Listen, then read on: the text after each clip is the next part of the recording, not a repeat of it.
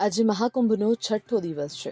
Sector 18માં bomb હોવાની માહિતી મળતા મોડી રાત સુધી પોલીસ અને સુરક્ષા એજન્સીઓ ચિંતામાં મુકાયા.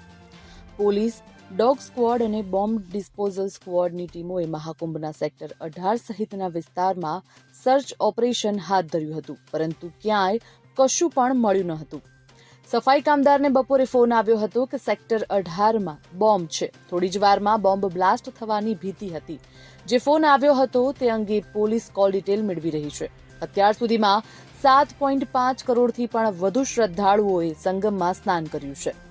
રાજનાથસિંહના આગમન પહેલા સેનાના જવાનો મોડી રાત્રે શહેર અને મહાકુંભ વિસ્તારમાં ઉતર્યા હતા. પોલીસે પણ તપાસ વધારી હતી. મેળા વિસ્તારમાં જતા વાહનોની તલાશી લીધી હતી, જેમાં 18 શંકાસ્પદ લોકોની ધરપકડ કરવામાં આવી.